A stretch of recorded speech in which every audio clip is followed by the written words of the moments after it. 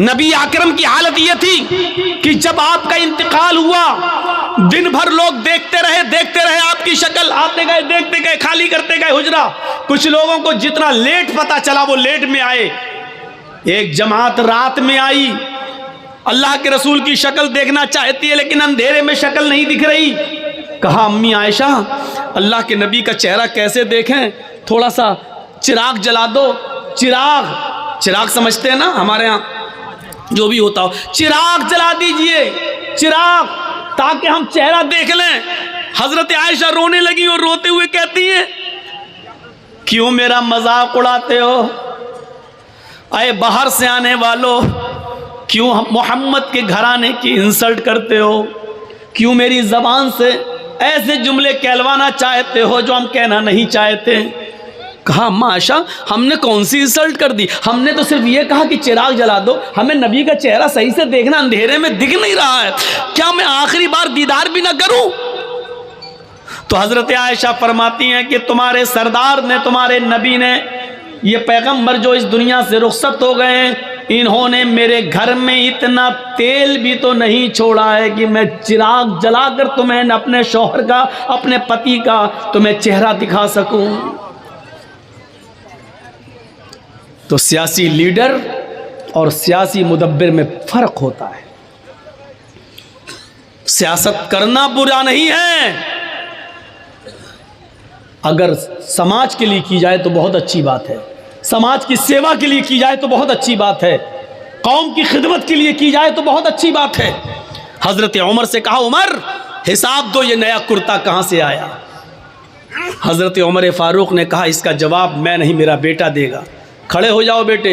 हजरत अब्दुल्ला इब्ने उमर खड़े हुए और कहने लगे कि बैतुल माल में जो चादरें आई थी, ये बैठ जाए तब बताइएगा हमको।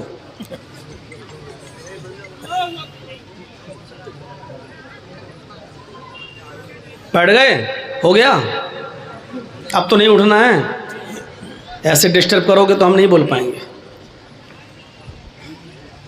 लगाओ कैमरा। हो गया? जानते हो, आपको आगे बढ़ने से पहले इतना बता दूं कि क़यामत के दिन सबसे ज़्यादा सख्त अज़ाब किनको होगा? इन्ना अशद्दन्नास अज़ाबन यौमल क़यामती अल मुसव्विरून।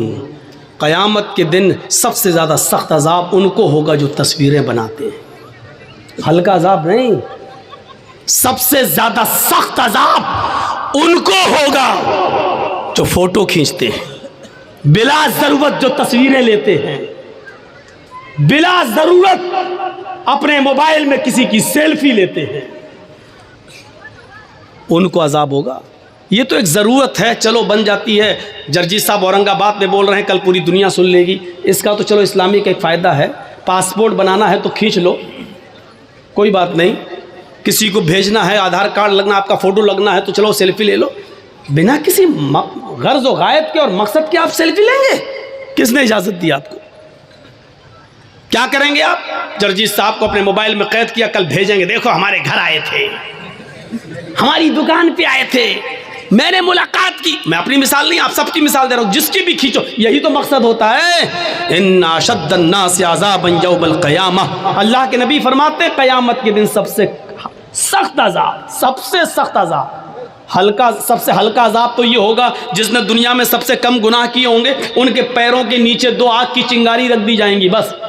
इन्ना हवना हलिन्नारी अज़ाबन यौमल क़यामति लरजुल यूज़अ फ़ी अख़मसि क़दमिही जमरतान। पैरों के तलवे ये होते ना, इनके नीचे आग की 2 चिंगारी रख दी जाएंगी बस, एक इस पैर के नीचे, एक इस पैर के नीचे। इन दोनों चिंगारियों की वजह से यग़ली मिनहुमा दिमागु, उसका दिमाग हांडी की तरह खोल रहा होगा, पतीली की तरह खोल रहा होगा, जैसे पानी खोलता है, हीटर पे रख दो, चूल्हे पर रख दो तो खोलता है।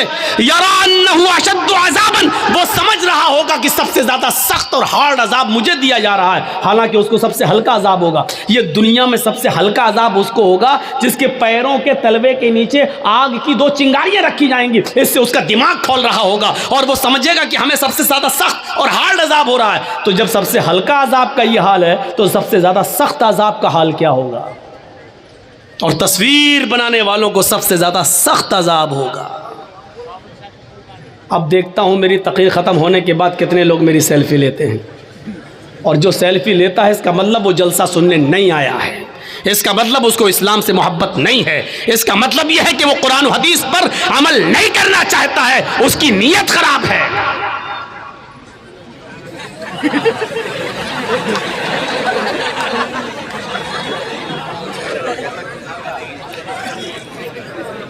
अच्छा, कुत्ते की दुम देखी है कैसी होती है? अगर उसको 100 साल के लिए किसी पाइप में रख दो और 100 साल के बाद निकालो तो सीधी हो जाएगी ना? नहीं होगी ना।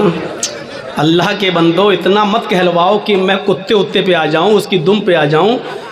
अब अगर कुछ भी हुआ तो बहुत ख़तरनाक मिसाल दूंगा, शायद फिर औरंगाबाद में बुलाना छोड़ दो। बेटी, अरे हमको बता देते साहब, हम क्या कर देते। हालांकि मुझे अपने हिसाब से सेटिंग करना आती है, हमने कर लिया, और हमको जो पसंद है वो उसमें आप इंटरफियर कर रहे हैं। तो हज़रत उमर फारूक ने क्या कहा? हो गया बेटा तुम्हारा, अब आ गया हूँ फिर मैं जहाँ से छोड़ा था वहीं पे फिर मैं आ गया हूँ। हज़रत उमर फारूक ने कहा इसका सफाई मेरा बेटा देगा। बेटे ने क्या सफाई दी?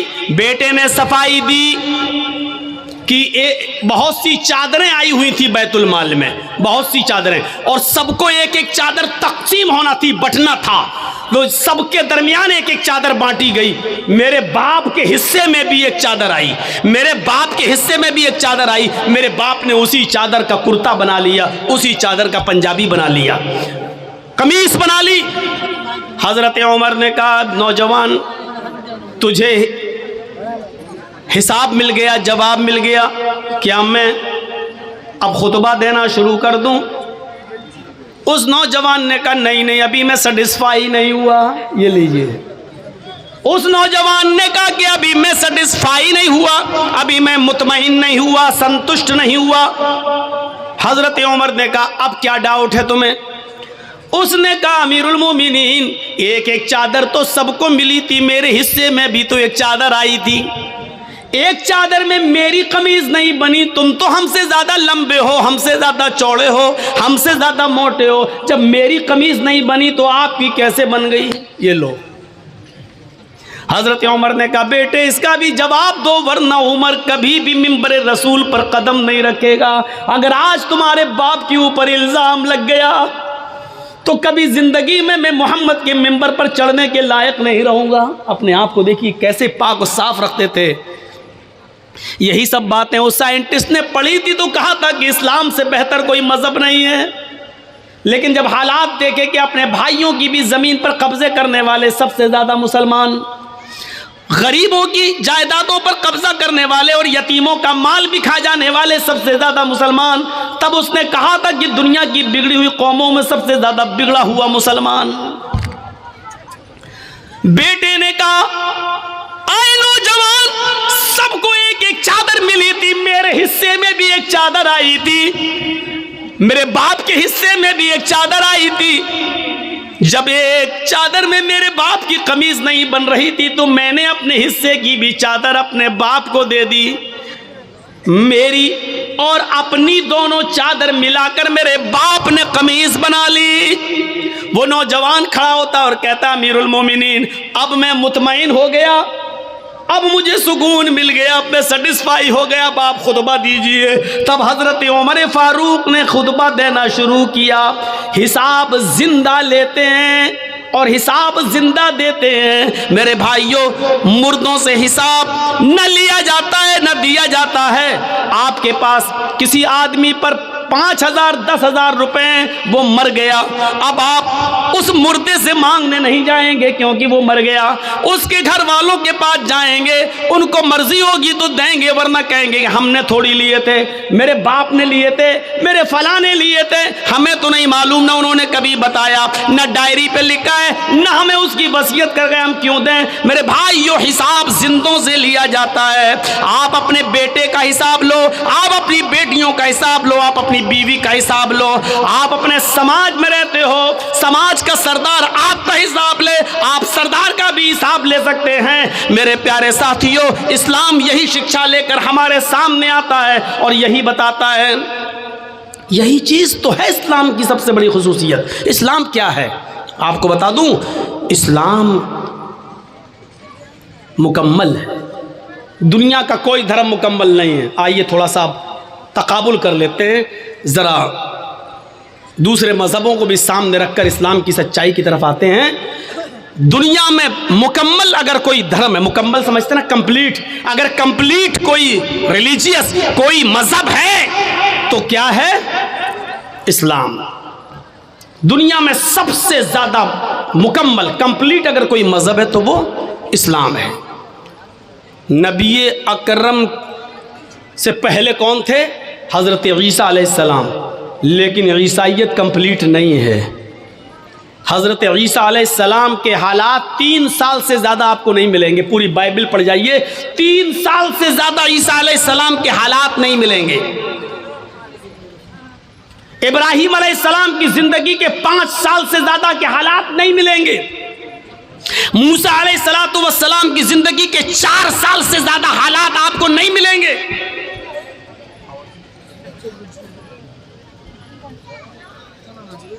पढ़ जाइए आप, पूरी रामायण पढ़ जाइए, दोनों रामायण, रामचरितमानस तुलसीदास जी की और वाल्मीकि रामायण वाल्मीकि जी की। रामचंद्र जी के हालात का अगर आप जायजा लें तो पूरी जिंदगी के हालात उनके भी नहीं मिलेंगे। सिर्फ महाभारत के एक युद्ध के इर्द गिर्द वो घूमती है उनकी पूरी कहानी। लेकिन अल्लाह के रसूल की ज़िंदगी का अगर आप मुताला करें, मुहम्मदुर रसूलुल्लाह की लाइफ की अगर आप स्टडी करें, तो जिस दिन से पैदा हुए और जब आप इस दुनिया को छोड़कर रुखसत हुए, पैदाइश से लेकर 40 साल तक नबी नहीं बने थे तब तक के हालात, और 40 साल से लेकर 23 साल और 63 साल, यानी 23 साल की नबवी जिंदगी, 13 साल मक्के और 10 साल मदीने की, 63 साल की जिंदगी के अगर हालात, एक एक दिन के हालात भी अगर आपको देखना हो तो आप पढ़ेंगे तो मोहम्मद रसूलुल्लाह की पैदाइश से लेकर आखिरी वक्त, आखिरी सांस तक के हालात आपको मिलेंगे। पैदाइश के हालात ये थे कि जब आप पैदा हुए तो माँ उनकी आमिना कहती है, मेरी आंखों के सामने से एक नूर चमका, एक रोशनी हुई और ऐसा लगा कि उस रोशनी ने पूरी दुनिया को रोशन कर दिया। ये इस बात की तरफ इशारा था कि आया आमिना, तूने जो बेटा पैदा किया है वो ऐसी रोशनी लेकर आया है कि वो रोशनी, उसकी कुरान की रोशनी, उसके इल्म की रोशनी पूरी दुनिया को रोशन कर देगी। जब आपकी उम्र कोई बहुत ज्यादा नहीं हुई, 1.5-2 महीने के हुए, और मक्के की फिजा जब बहुत ज्यादा खराब थी, आब हवा बहुत ज्यादा खराब थी, मक्के में बीमारियां फैली हुई थी, तो मक्के की औरतें अपने बच्चों को दूसरे देहात में, दूसरे शहरों में भेज दिया करती थीं। दूसरी औरतें उनको दूध पिलाया करती थीं ताकि बच्चा बीमारी से महफूज रहे, तंदुरुस्त होकर लौटाया जाए। हलीमा सादिया कबीले साद से चली और वो भी और औरतों के साथ आती है, और जब आती है तो उसी की किस्मत में मोहम्मदुर रसूलुल्लाह थे। कुछ हुज्जत के बाद, बहस मुबाहिसे के बाद आमिना ने अपना बेटा हलीमा को दे दिया। हलीमा सादिया कहती है कि मेरी सवारी बहुत कमजोर थी, जब मैं कबीले बनु साद से सवारी पर बैठकर आई तो थक जाती थी और कहीं कहीं रुक जाती थी, बैठ जाती थी, आधा 1 घंटा सस्ताती थी, उसके बाद दोबारा चलती थी। लेकिन जब मोहम्मद को मैंने लिया, इस 1.5 महीने के बच्चे को जब मैंने अपनी गोद में लिया, इस 45 दिन के बच्चे को जब मैंने अपनी गोद में लिया और उस सवारी के ऊपर बैठी और कबीले बनु साद अपने घर में, अपने खानदान में लेके आने लगी, तो मेरी वही सवारी जो थक जाया करती थी, हवा से बातें करने लगी, उसकी बीमारी खत्म हो गई, थकने का नाम नहीं लेती थी, कभी रुकने का नाम नहीं लेती थी। पीछे से हलीमा की सहेलियां उनकी दोस्त, उनकी सहेलियां पीछे रह गईं, उनकी सवारियां पीछे रह गईं और हलीमा की सहेलियां चीख चीख कर कहने लगी, ओ बिनते अबू ज़ुऐब, ओ अबू ज़ुऐब की बेटी, जरा रुक जा, मुझे भी तू अपने पास आ जाने दे, हम लोग साथ में आए थे, साथ में जाएंगे। जब तेरी ऊँटनी थक जाती थी, तेरी सवारी थक जाती थी तो हम भी रुक जाते थे। आज तू रुकने का नाम नहीं ले रही है, जब जा रहे हैं तो तू अकेली भाग रही है, अरे हमें भी तो अपने साथ लेके चल। और पीछे मुड़कर हलीमा कहती, मैं कैसे रुकूं, ये ऊँटनी रुकने का नाम ही नहीं लेती है। बाखुदा मैं नहीं जानती हूँ कि इस ऊँटनी को क्या हो गया है, ये तो बड़ी कमजोर थी, बड़ी लागर थी, बड़ी नहीफ थी, बहुत ही ज्यादा कमजोर थी, पता नहीं इसमें इतनी ताकत कहां से आ गई। फिर वो उस 1.5 महीने के बच्चे को उठाती है, कहती है, बाखुदा मुझे तो इस बच्चे में कोई चमत्कार नजर आ रहा है, मुझे तो इस बच्चे की कोई बरकत नजर आ रही है। मेरे प्यारे साथियों, यहाँ से मोहम्मद रसूलुल्लाह के हालात का जरा जायजा लीजिए। पहले दिन से लेकर ये 45 दिन की कैपेसिटी है। मेरे भाइयों जरा गौर करो, जब होश संभाला उस वक्त की जिंदगी के बारे में देखिए, और जब 40 साल की उम्र में जब आपको नबूवत मिली, इक़रा बिस्मि रब्बिकल लज़ी खलक़, ये कुरान की पहली आयत जब नबी अकरम के ऊपर नाजिल हुई तो यहाँ से सिलसिला चला तो अल्लाह का नाम लेकर पढ़, इक़रा बिस्मि रब्बिकल लज़ी खलक़, उस रब के नाम से पढ़ जिसने पैदा किया। यहाँ से आपने अपनी जिंदगी का 90 आगाज किया, 90 दौर यहाँ से शुरू होता है। फिर आपका सफर हमेशा अल्लाह ही के नाम पे चलता रहा, अल्लाह ही के नाम पे आगे बढ़ता रहा, यहाँ तक कि ये 90 सफर जब 63 साल की पूरी जिंदगी कर चुका है और अल्लाह ने जब अपने पास बुलाया तो इस नबी की जबान से आखिरी जुमला यही निकला, अल्लाहुम्मा बिर्रफीक़िल आला, अल्लाहुम्मा बिर्रफीक़िल आला, अल्लाहुम्मा बिर्रफीक़िल आला। आय अल्लाह रफीक़ आला में, आय अल्लाह रफीक़ आला में। जिंदगी का सफर की शुरुआत बिस्मिल्लाह अल्लाह के नाम से होती है और जिंदगी का इख्तिताम भी अल्लाह के नाम पर खत्म होता है। यानी उसने बता दिया कि मेरा जीना, मेरा मरना, मेरी मौत और मेरी जिंदगी सिर्फ अल्लाह के लिए है। इसी को अल्लाह के नबी कहा करते थे और उनसे पहले इब्राहीम अलैहिस्सलाम यही कहा करते थे, इन्ना सलाती व नुसुकी व महयाया व ममाती लिल्लाहि रब्बिल आलमीन। मेरी नमाज, मेरी कुर्बानी, मेरी जिंदगी और मेरी मौत सब अल्लाह के लिए है। हमारा और आपका मामला इस्लाम के ताल्लुक से ऐसा होना चाहिए कि मसलन हम चाय पिए तो ये सोचें कि चाय पीना कहीं जायज़ नाजायज़ तो नहीं है। हम पानी पी रहे हैं तो ये सोचें कि पानी पीना कहीं नाजायज़ तो नहीं है। नहीं नाजायज़ जायज़ है तो कितनी सांसों में पिए, कैसे पिए, हमारी सोच ये होनी चाहिए। हमारा उठना बैठना हर वक्त ये सोचना चाहिए कि हम चलने में कहीं गलती तो नहीं कर रहे हैं, कहीं हम इस्लाम की मुखालिफत तो नहीं कर रहे हैं। हमारे दिमाग पर इस्लाम छा जाना चाहिए, तब हम इस्लाम के अंदर पूरे के पूरे दाखिल होंगे। ज़्यादा तेज़ टॉयलेट आ रही है क्या? सब बिगाड़ देते हैं मेरा मामला यार। सामने से ना उठा करें, पीछे से उठ जाए हमें कोई दिक्कत नहीं। सामने से उड़ते हैं तो मुझे ऐसा लगता है कि कोई मेरा माइक पकड़ने आ रहा, छीन के अभी फेंक देगा। तब ऐसा हो चुका है मेरे साथ, इसलिए थोड़ा डर लगता है मुझे। पीछे से उड़ जाया करो। अब हमको लगता है कि पॉलीथीन मंगाया करेंगे, जिसको ज़्यादा तेज़ आए वो यही कर लिया करें। अच्छा नहीं लगता यार। अभी कुछ दिन पहले एक बुढ़ा उड़ रहा था बेचारा 80 साल का। मैंने कहा कहाँ जा रहे हो? अब तो तुम चाची के लायक भी नहीं रह गए, अब कहाँ क्या करोगे, यहाँ बैठ जाओ। बुढ़े भी बैठ जाते हैं बेचारे, वो भी नहीं, क्या ज़रूरत है उनको आगे बैठने की, और जब बैठ जाते हैं तो बैठ के सुने बेचारे। तो सुनिए, ये हमारे दिमाग पे छा जाना चाहिए, और जब ये चीज़ हमारे दिमाग पे छाएगी तभी हम इस्लाम पर मुकम्मल अमल कर सकते हैं और दाखिल हो सकते हैं। मसलन एक बहुत भूखा आदमी था, सुना आपने? नहीं सुना? एक बहुत भूखा आदमी था। अब भूख की वजह से उसका हाल ख़राब था, बस उसको ये था कि किसी तरीके से रोटी मिल जाए कहीं में, लेकिन नहीं मिल रही। इतना भूखा था कि भूख की वजह से बिल्कुल बेचैन था। ऐसे ही किसी ने उससे पूछा, भाई 2+2 कितना हुआ? 2 और 2 कितना? उसने कहा 4 रोटी।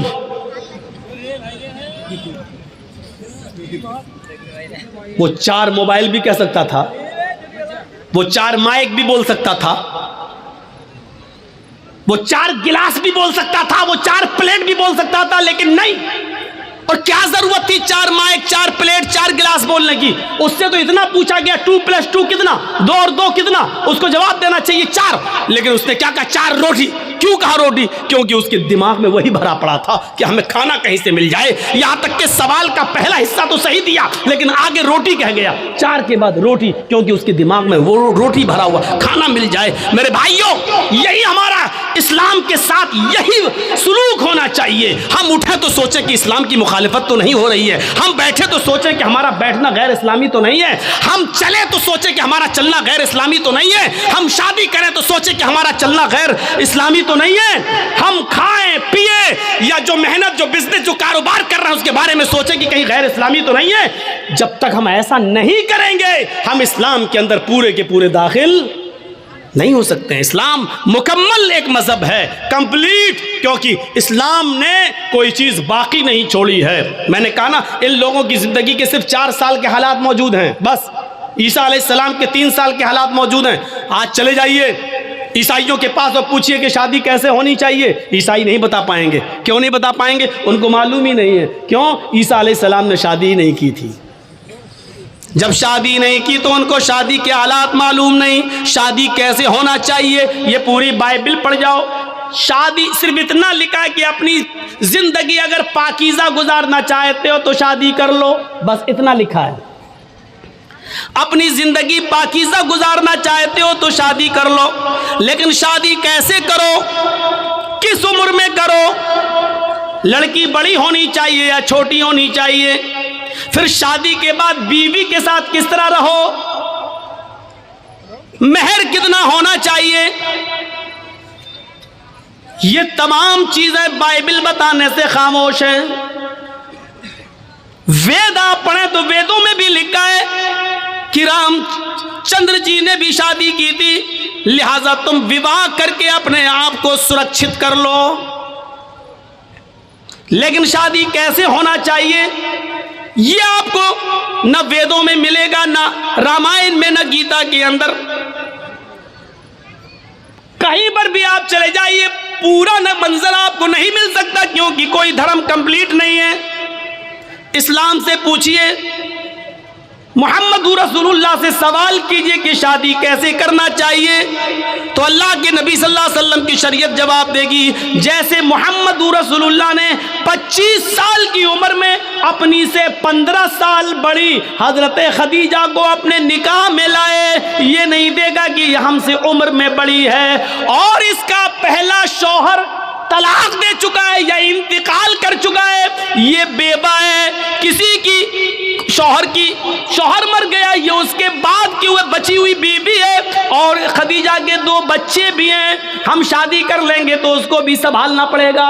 ये सब नहीं सोचा, बल्कि आपने निकाह कर लिया। खदीजा ने पैगाम भेजा था, अल्लाह के नबी सल्लल्लाहु अलैहि वसल्लम ने अपने चचा अबू तालिब से मशवरा करने के बाद एक्सेप्ट कर लिया। शरीयत जवाब देगी कि बड़ी उम्र की औरतों से निकाह करना कोई बुरा नहीं है। फिर शरीयत ये भी कहती है, मोहम्मद रसूलुल्लाह जवाब देंगे कि मैंने आयशा से भी निकाह किया जो हमसे उम्र में बहुत छोटी हैं, लिहाजा अगर कोई छोटी उम्र से शादी करना चाहे तो छोटी उम्र की लड़की से भी निकाह किया जा सकता है, इसमें कोई बुराई नहीं है। लेकिन रहना वैसे, अगर तुम्हारी बीवी उम्र में बड़ी है तो वैसे रहो जैसे मैं खदीजा के साथ रहा, अगर तुम्हारी बीवी उम्र में छोटी है तो वैसे रहो जैसे मैं आयशा के साथ रहा। गौर कीजिए, आपको एक एक चीज का सबूत मिलता चला जाएगा, कोई चीज बाकी नहीं है। यहां तक कि सोने के आदाब तक मिले लिखे, मियां और बीवी को किस तरह अपनी जिंदगी गुजारना चाहिए वो तक मिलेगा।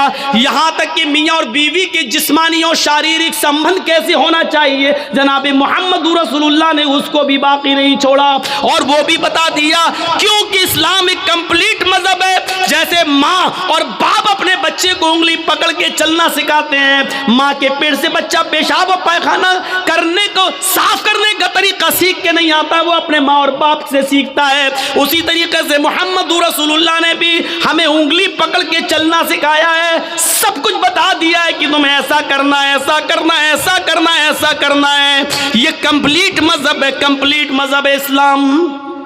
इसीलिए इसको मजहब कहा गया है। बाकी और दूसरे मजहब जो हैं वो मजहब नहीं है, मजहब नहीं है, इज्म है। हिंदू इज्म है, ईसाई इज्म है, जैन इज्म है। इज्म क्या मतलब होता है? जिसमें बाउंड्री ना हो, और मजहब का मतलब होता है जिसमें बाउंडेशन हो, जिसमें बाउंडेशन हो। कुछ जानवर हलाल है, खा सकते हो, लेकिन हर जानवर नहीं खा सकते हो। चाय पी सकते हो, दूध पी सकते हो, लेकिन हर पीने वाली चीज नहीं पी सकते हो। शराब नहीं। अच्छा मौलाना, शराब तो छोड़ो, बीड़ी सिगरेट वो भी नहीं। एक बाउंडेशन है। मौलाना इस पे बोल दीजिए, इस पे बोल देंगे तो फिर कौन बुलाएगा, क्योंकि सारा मामला तो उसी पे टिका हुआ है, पूरे औरंगाबाद का। अब टिका है तो कोई क्या करे, लेकिन इसकी वजह से कोई हक बात बोलना छोड़ दे, फिर फर्क क्या रह जाएगा, फिर बात क्या रह जाएगी।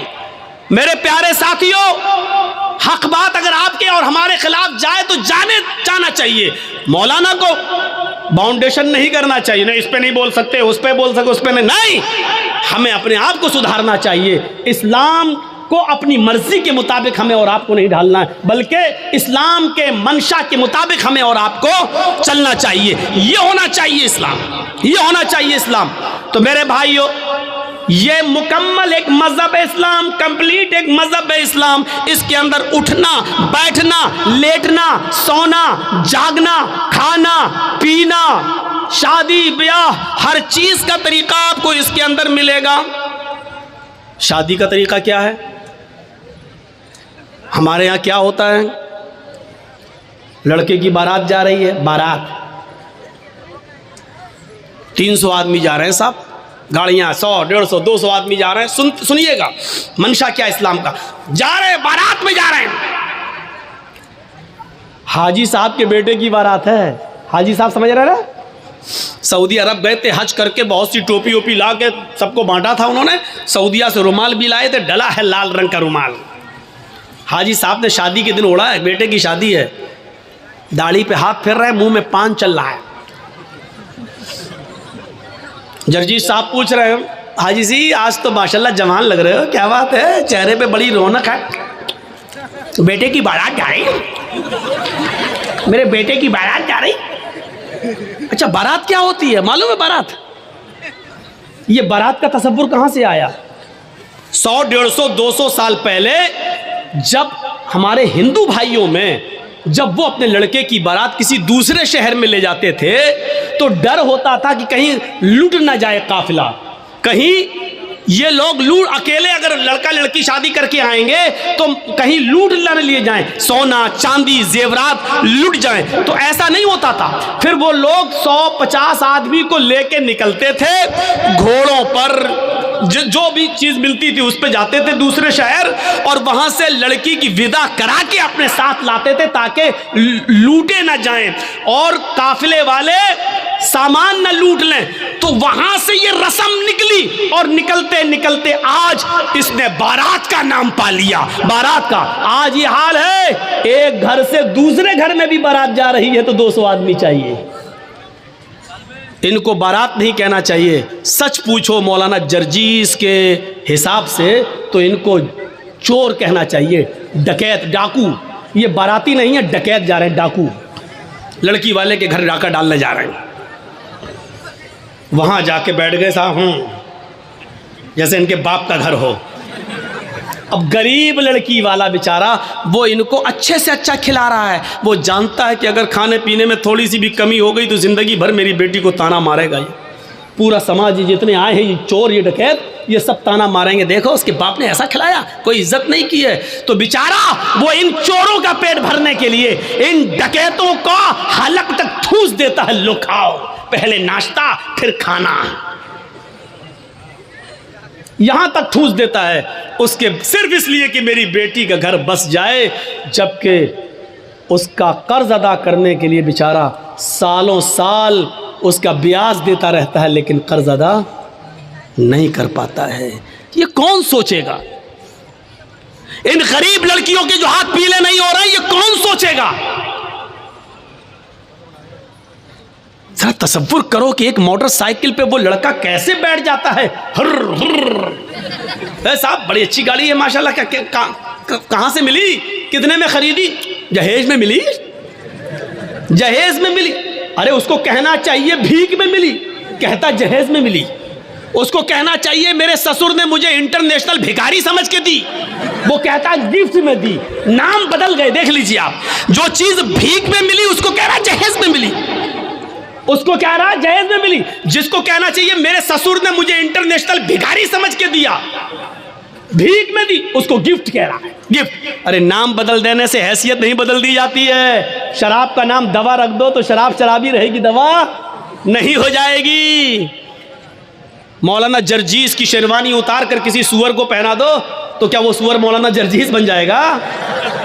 है? लिबास बदल देने से सुअर सुअर ही रहेगा, गधा गधा ही रहेगा, कुत्ता कुत्ता ही रहेगा, भीख भीख ही रहेगी। उसका नाम दहेज जहेज रख देने से, माफ करना, भीख का नाम नहीं बदल जाएगा। औरतों ने नंगेपन का नाम फैशन रख दिया। क्या रख दिया? फैशन। अल्लाह के रसूल ने तो नहीं कहा वो फैशन है। अल्लाह के नबी ने तो कहा निसाउन कासियातुन आरियातुन, एक ऐसा जमाना आ जाएगा कि तुम औरतों को देखोगी कि वो कपड़े पहने होंगी लेकिन नंगी होंगी। अल्लाह के नबी ने तो ये कहा था कि वो कपड़े पहने होंगी लेकिन नंगी होंगी।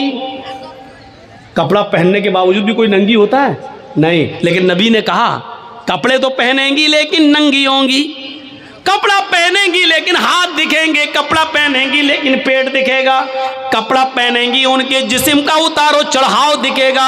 यानी वो ऐसे तंग कपड़े पहनेंगी कि जिससे अगर कोई टेलर कोई दर्जी उनको देख ले तो नाप लेने की जरूरत ना पड़े। वो अपनी आंखों में पूरा का पूरा बसा लेके इसका सीना इतना, इतनी इसकी कमर इतनी, इसकी ब्लाउज का साइज इतना, वो सिर्फ एक नजर देखकर अंदाजा लगा ले कि इसकी साड़ी का नाप कितना, इसके ब्लाउज का नाप कितना, इसके पेट का नाप कितना, इसकी कमर का नाप कितना, इसके सीने का नाप कितना।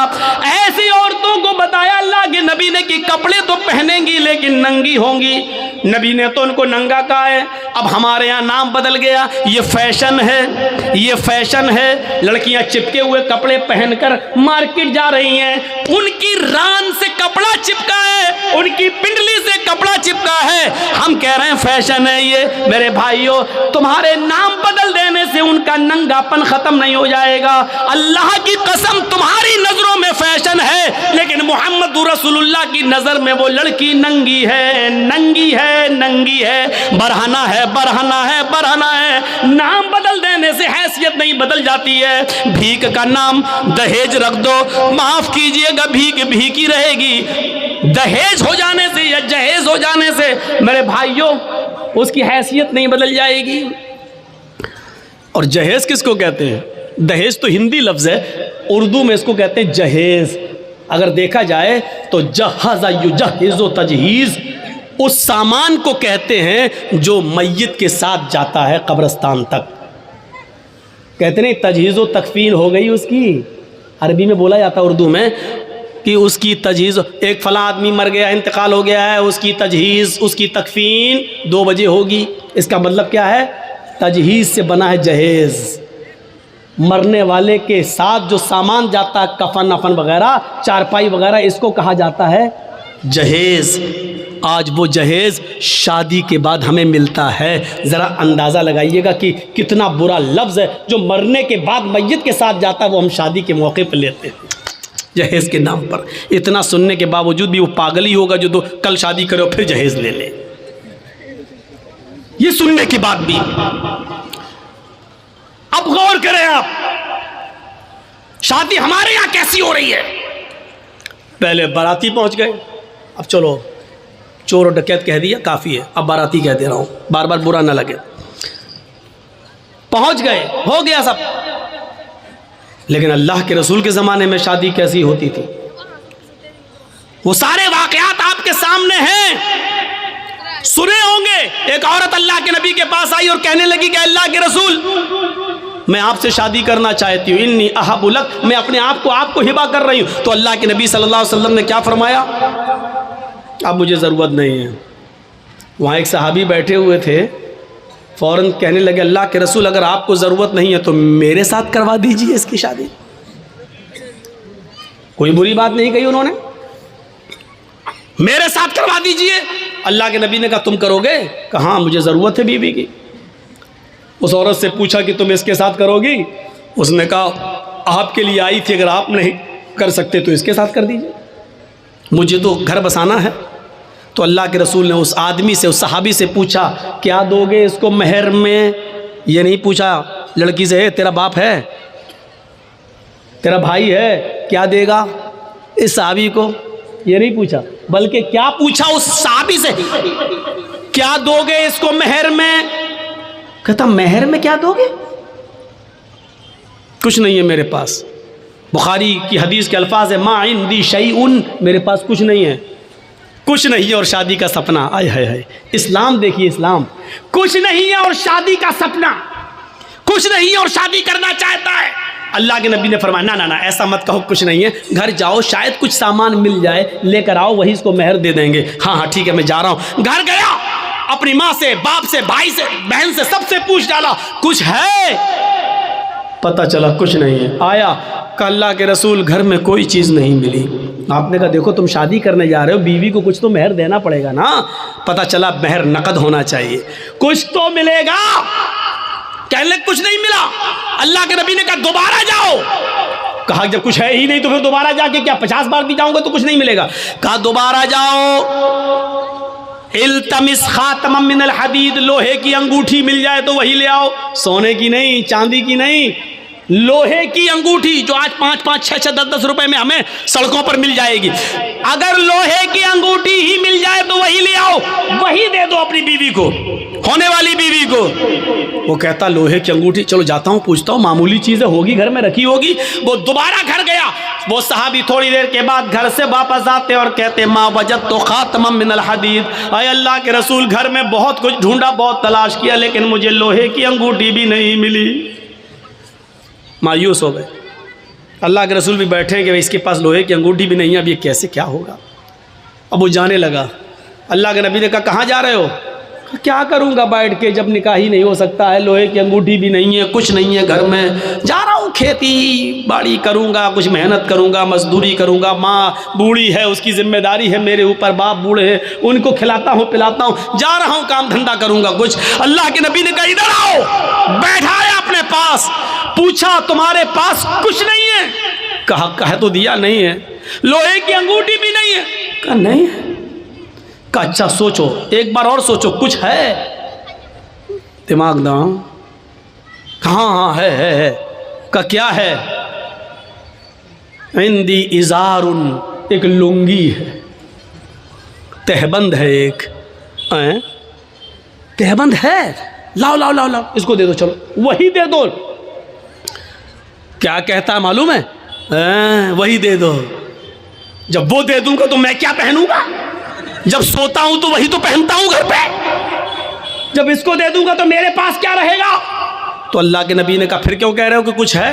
कहा आपने पूछा तो मैंने कह दिया वही है, उसको मैं पहन के सोता हूं, तो फिर उसको वो भी नहीं दे सकते हो? तो उसने कहा पूरा नहीं दे सकता हूं, 2 टुकड़े कर देता हूं, आधा दे दूंगा इसको। अब अल्लाह के रसूल की मुस्कुराहट निकल गई, हंसी आ गई। आधा दोगे बेचारी, आधा का क्या करेगी वो? आधा किस काम का? और जब फाड़ दोगे तो आधा तुम क्या करोगे? तुम्हारे किस काम का? किसी काम का हो या ना हो, कम से कम खेत में बिछा तो लेंगे, बैठ तो जाएंगे। बांधने के लायक नहीं रहेगा तो क्या हुआ, कम से कम जमीन पर बिछा के बैठ तो सकते हैं। पूरा नहीं दे सकता हूं मैं, दूंगा तो आधा। अल्लाह के नबी ने कहा आधा ना उसके कोई काम का, ना आधा तेरे कोई काम का। नहीं नहीं, ये तो नहीं लूंगा। अच्छा ये बताओ कुरान कितना याद है? ओह नौजवानों सुनो, वीडियो बनाने वालों सुनो, अपने अपने कैमरों में कैद करने वालों सुनो, सुनना और पूरी तकरीर मत सुनना, बस वही सुनते रहना कि सबसे बड़ा सख्त अजाब उसको होगा जो दुनिया में तस्वीर है। पूरी तकरीर मत सुनना, बस यही सुनते रहना। ये जुमले तुम्हें थप्पड़ मारते रहेंगे जब तक दूसरे साल हमें बुला नहीं लो, तब तक वही हदीस तुम्हें थप्पड़ मारती रहेगी कि हम क्या क्या करते हो, कितने बड़े बड़े गुनाह करते हैं। सुनो, कहा कुरान तुम्हें कितना याद है? सोना नहीं, चांदी नहीं, कपड़ा नहीं, दौलत नहीं, यहां तक कि बीवी को देने के लिए लोहे की अंगूठी भी नहीं। इतना गरीब घर का सहाबी, लेकिन जब उससे पूछा कि तुम्हें कुरान कितना याद है, सर उठाता है, कहता है अल्लाह के रसूल मुझे सूरह मुल्क याद है, मुझे सूरह हश्र याद है, मुझे सूरह जुमा याद है, मुझे सूरह मुनाफिकून याद है, मुझे सूरह नबा याद है, मुझे सूरह क़यामा याद है। अल्लाह के नबी ने फरमाया क्या तुम्हें इतनी सूरतें याद हैं? कहा हाँ। आपने कहा क्या तुम मुझे मुंह ज़बानी बगैर देखे सुना सकते हो? उसने कहा। आपने कहा इतनी सूरतें तुम्हें याद हैं? उसने कहा हाँ। कहा फिर ये क्यों कहते हो कि मेरे पास कुछ नहीं है, तुम्हें इतनी सूरतें याद हैं? क्या तुम इन सूरतों को अपनी बीवी को याद करा दोगे, इस औरत को याद करा दोगे जिसके साथ मैं तुम्हारा निकाह करना चाहता हूँ? उसने कहा हाँ मैं करा दूंगा। उस औरत से पूछा अगर तेरे शौहर के तेरे निकाह के मेहर में अगर कुरान की इन सूरतों को मैं मेहर बना दूं और इन्हीं सूरतों को तू अपना मेहर मान ले तो क्या तू इससे निकाह कबूल कर लेगी? क्या इन कुरान की सूरतों को अपना मेहर मान लेगी? कहने लगी रोते हुए हाय अल्लाह के नबी, जिस औरत की शादी में, जिस औरत के निकाह में कुरान की सूरतें मेहर बन जाएं, उससे ज्यादा बाबरकत निकाह किसका हो सकता है? उससे ज्यादा पाकीज़ा निकाह किसका हो सकता है? फिर अल्लाह के नबी ने उन सूरतों को ही मेहर बना दिया और उसके बाद निकाह पढ़ा दिया। उस औरत का ना कोई बाप था, ना चचा था, ना भाई था, इसलिए खुद अल्लाह के रसूल काजी की हैसियत से उसके वली बन गए, सरपरस्त बन गए और आपने उसका निकाह करके उसी दिन भेज दिया।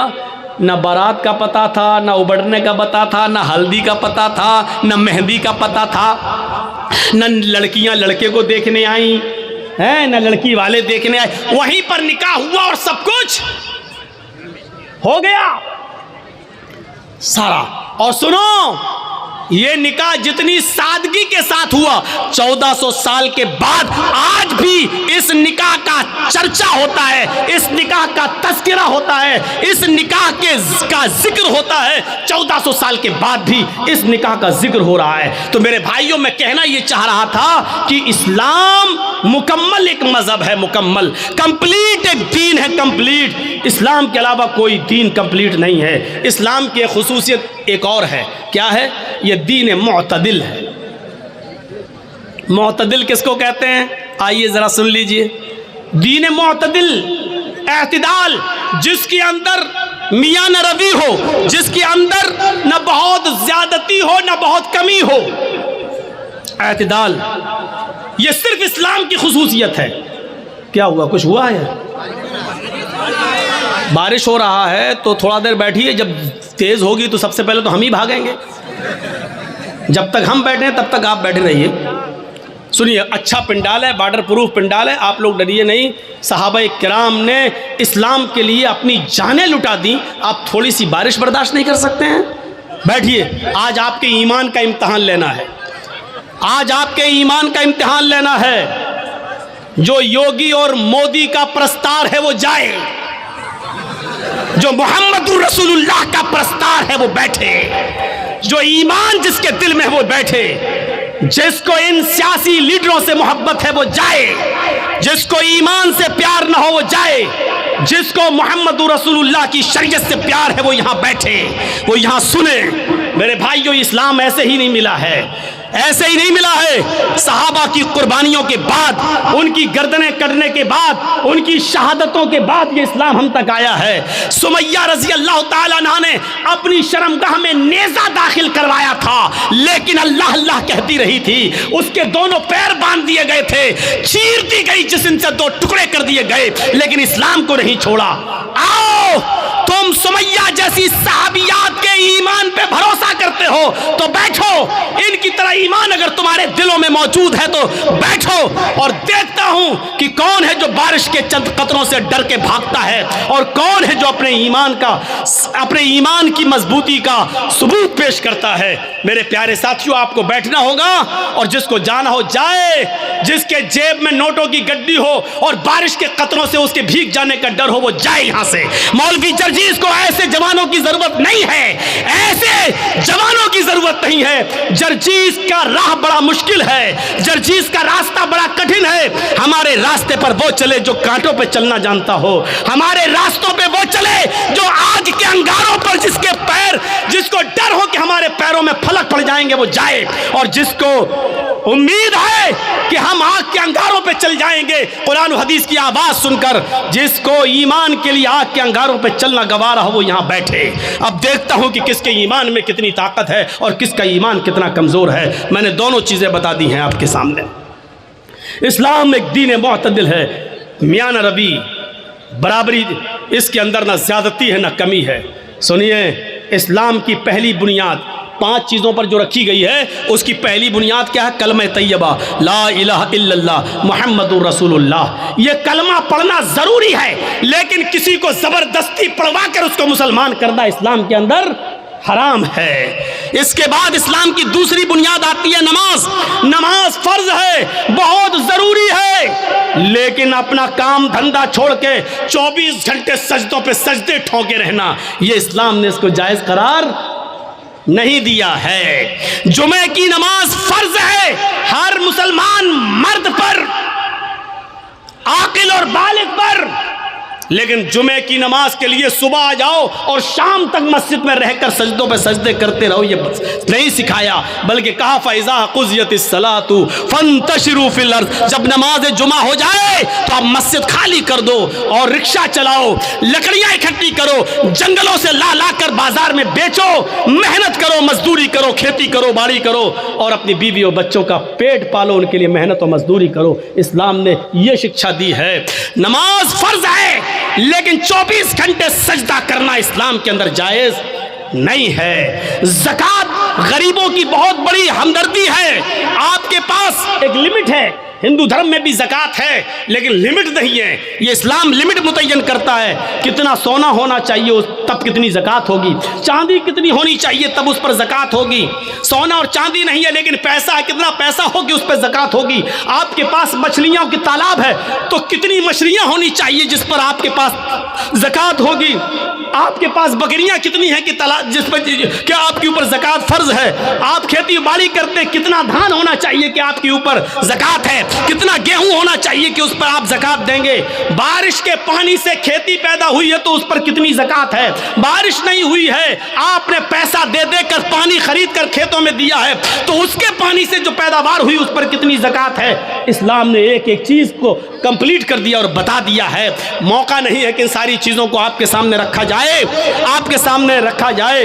आप अपने जिस मकान में रहते हैं उस पर ज़कात है या नहीं, एक मकान के अलावा 2-3 प्लाट आपने और ख़रीद रखे हैं, उस पर ज़कात है या नहीं। अगर वो मकान प्लाट आपके हैं तो उस पर ज़कात है या नहीं। अगर उसको बेचने के लिए रखे हैं, आप उसको बेचेंगे, बिजनेस कर रहे हैं, उसको बेचकर फिर दूसरा खरीदेंगे, तो बेचने की नीयत से जो आपने ज़मीन और प्लाट खरीदे हैं तो उस पर ज़कात है या नहीं। है तो कितनी है।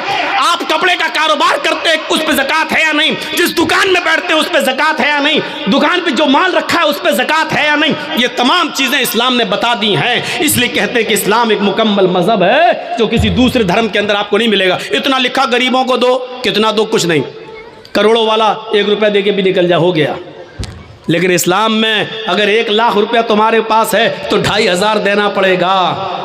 2,500 अगर 2400 दोगे और 100 रोक लिया तब भी आप गुनाहगार हैं। याद रखिएगा, 1 लाख है, 2500 आप पर ज़कात बन रही है। अगर आपने 2499 रुपए दे दिए और 1 रुपया रोक लिया तो आप गुनाहगार हैं। इस्लामी हुकूमत होगी तो आपसे जंग की जाएगी, आपसे क़िताल किया जाएगा, आपसे लड़ा जाएगा। अगर आप 1 रुपया देने से मना करेंगे तो आपके खिलाफ जिहाद किया जाएगा। मेरे भाइयों सोचो, ये इस्लामी रूल्स हैं। ये बड़े बैठे बड़े बड़े चौधरी और सरमायादार, बड़ी बड़ी बिल्डिंगों के मालिक, आज जिनके पास करोड़ों की मिल्कियतें हैं, हिसाब लो तुम ज़कात देते हो या नहीं देते हो अपने माल की पूरी पूरी। इस्लामी हुकूमत होती तो ज़बरदस्ती ले लिया जाता, नहीं है। वो कहेगा बे आज तो मौलवियों को सबसे ज़्यादा सुनना पड़ती है, आ गए सुबह सुबह मेरे पास लेने, बैठो 10 बजे उठेंगे, साहब सो रहे हैं। अल्लाह का शुक्र अदा करो कि इन मौलवियों ने तुम्हारे लिए बहुत आसानी पैदा कर दी, वरना जिम्मेदारी तुम्हारी थी मदरसों में पैसा पहुंचाने की। ये तुम्हारे घर आकर तुम्हें अज़ाब इलाही से बचा रहे हैं, तुम्हारे घर आकर। और तुम इन मौलवियों के बारे में कहते हो कि जाओ सुबह आना, जाओ 10 बजे आना, अभी हम सो रहे हैं। ये जमीन कहीं फट न जाए, और आए अमीर आदमी, आए चौधरी, कहीं तो इस जमीन के अंदर धस न जाए, धस न जाए। मौलवियों की 2 साल कोरोना रहा, कभी आपने सोचा उलमा का क्या हुआ बेचारों का? जो मदरसे बंद हुए उनका बारे में सोचा कभी आप? एक मौलाना साहब मस्जिद में दुआ कर रहे हैं, वो वीडियो बड़ा वायरल हो रहा है। 26 साल तक उन्होंने किसी मस्जिद में इमामत की, 26 साल के बाद उनकी तनख्वाह कितनी हुई? 12,000। 12,000। अब वो मस्जिद में जुमा पढ़ाने के बाद, जुमा ख़त्म करने से पहले दुआ कर रहे हैं, अल्लाह जिब 26 साल मैंने इस मस्जिद में जुमा पढ़ाया है, इस मस्जिद में नमाज़ पढ़ाई है, आज मेरी तनख्वाह 12,000 है। जितनी मेरी तनख्वाह है उतनी तनख्वाह, उतना ही कारोबार, उतनी ही दौलत का मालिक मस्जिद के सेक्रेटरी को बना दे, मदरसे के सेक्रेटरी को बना दे, मस्जिद के मुतवल्ली को बना दे। सब चुप। उसने कहा आमीन बोलो, आमीन बोलो। कोई आमीन ही नहीं बोल रहा। कहा क्यों, क्या हुआ?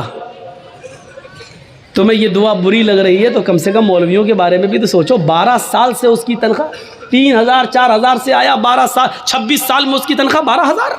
ये कौम का हाल है जो अपने इमाम की कदर न कर सके, जो अपने इमाम की तनख्वाह ना बढ़ा सके, जो अपने इमाम को खाता और पीता हुआ ना दे सके, वो इस्लाम के लिए क्या कुर्बानी देगा? कौन करेगा उनकी देखरेख? मैंने कहा ना, 4 लाख मदरसे, 50 लाख उलमा, नतीजा 2% मुसलमान।